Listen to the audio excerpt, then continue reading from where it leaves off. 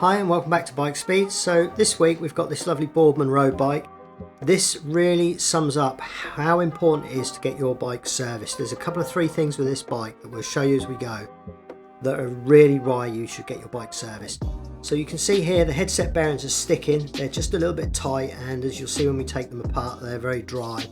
Now that will cause your bike to tram line as you're riding along. You'll always have to keep hold of the handlebars in order to keep this in a straight and smooth line. You'd never be able to ride it with no hands and that sort of thing. You can see the chain is extremely stretched out, and the chain was so rusty that actually this is our standard chain tool. We couldn't break the chain with that.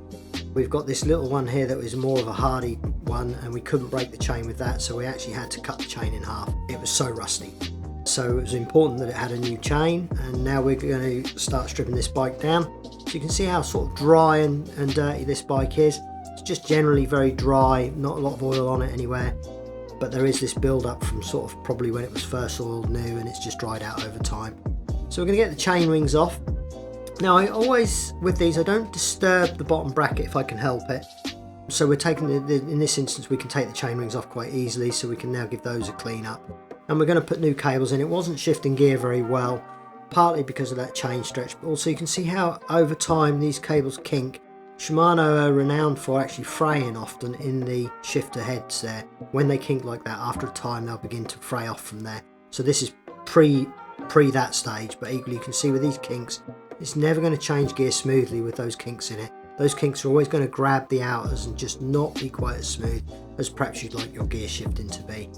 So everything now goes in the ultrasonic cleaner, and then we start, while everything's buzzing away in there, we clean up the jockey wheels. I never put jockey wheels in the ultrasonic cleaner as a rule of thumb. There's always exceptions to the rule, but I like to clean these up because you've got to get right inside these to make sure everything is lubricated and cleaned correctly. Now this bike was from one of our YouTube subscribers. He's watched a video or two of ours and he was local to us, so he booked online on our online booking system which we've got for a Bike Speed service. And when he told us that he was a YouTube watcher, we decided that we'd give him a video along the way. But actually, in terms of this video and the problems that we found, which you'll see shortly, it was a good job that he did get it serviced, because this bike was heading for being in trouble. So we're now just washing everything up out of the ultrasonic cleaner. We've got a 6 litre ultrasonic cleaner with a degreaser in there, water based. So we wash that degreaser off, as you can see here, before we begin to lubricate everything up. I like the aspect of the tactile feel to a bike. I love being tactile with the bike when I'm servicing it. That is the point at which you can find problems and solve them before they create issues on a bike. As with this derailleur, I'm lubricating everything, even the adjuster there for the cable. They'll often get sticky and go rusty, and you can't quite index your gears smoothly out on the road. But we cleaned that up and we degreased it, and a bit of copper slip on the threads, a bit of grease on the thumb adjuster itself. And it's just things like that that just are the difference between a bike having a longevity to the service and just being oiled up. You know, it's quite important that you use all the right greases and lubricants. And now we're just washing this wheel. It's very easy to wash a wheel down when it's on the bike, because obviously it's got its axle to spin on, so we always do that, tyres and the wheels and everything. And we've washed this down, and at this stage I now just use a brake cleaner on that aluminium braking surface, because even though this is washed, all that black is just road film that sits on that rim and reduces your braking power. Now this, look at this cassette is missing a spacer on the back of it, so this would constantly rattle, would give poor shifting, and runs the risk of that lock nut not being as tight. I mean, it was quite loose anyway, but not being able to be tightened correctly, and you run the risk of that lock nut coming off the front of this cassette and eventually falling off, and that could happen mid-ride, which would be very, very dangerous. So we're just cleaning up these skewers here as well, a little bit of lubricant, a little bit of fresh grease, and just one thing that is for me a personal touch, I do like to get the logos over the valve of any tyre that I'm fitting or servicing, so we're just turning that tyre to get the valve and the logo in the right place. You can see there's a cable end off of that cable there, so that needs to be rectified. And next up we're dealing with these headset bearings, which, as I say, you can see that handlebar springing back to the straightforward position. So if you were riding with no hands, you would never be able to ride this bike with no hands. It would have constantly sprung back. And you can see how dry these bearings are here. There's no grease left in them. The races have gone rusty, and that is the reason why this bike would be quite hard to steer. So we give what is remaining, we clean up. So we degrease the steerer tube and the cups and everything else. Even though there was very little grease in these, you could almost done it with a dry rag. We give everything there a clean up, and before we fit in new bearings. So we've got the Shimano grease in there, new bearing race, top and bottom, and again Shimano grease, bearing race, a little bit more grease on the bottom there, and begin to get that back together. It's just a case of sort of methodically working your way through, but also degreasing that top of the steerer tube when you come to putting your stem back on, because you don't want grease under there. It could make it not grip quite so well. So we like to get everything dry on that top cup or that top stem bolt area so that it grips nicely. Now I mean you would have seen this in previous videos, I always put plenty of copper slip in that bolt there, because that's somewhere that gets very muddy in that hole, and sometimes those bolts really corrode up and they're a nightmare to get out at times. So if you've sort of done a little bit of preventative maintenance, can make your maintenance in the future that a little bit easier. Now I'm washing the bike down. Again, it's a tactile fill, and this is the reason why.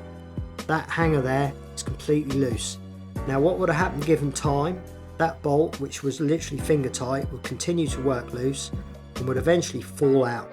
Now you run the risk there of one side of it falling into your chain, into your drive, could create an accident.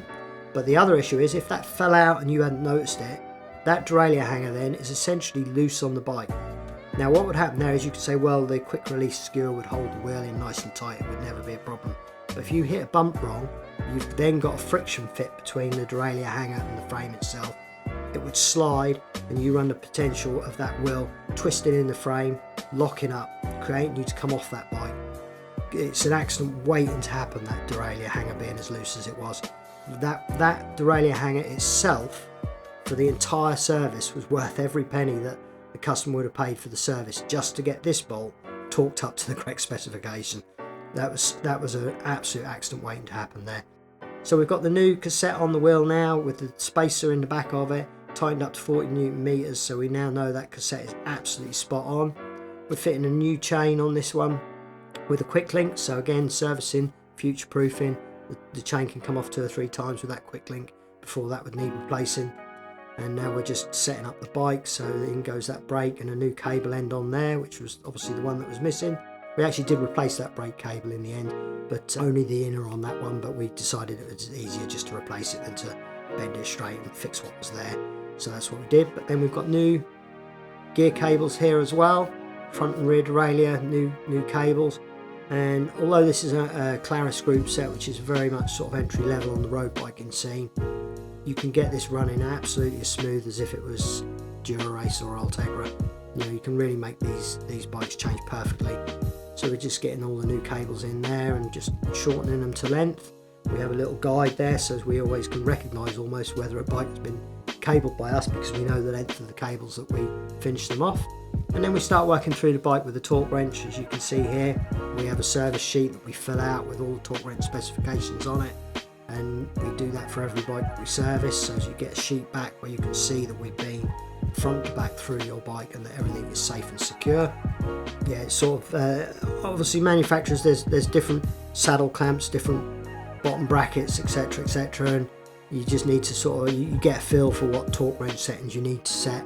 You know, you can look them up online, but most sort of bolts and everything tend to have very similar settings, so you get to know what you need to do for a bike that you're servicing and the work through it. As I've explained before, I never torque up bottle holders, I always do them by feel, because a lot of them are plastic and they'll break.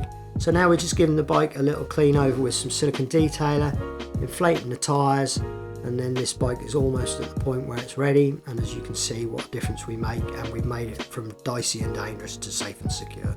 So thanks for watching, and we'll see you next week.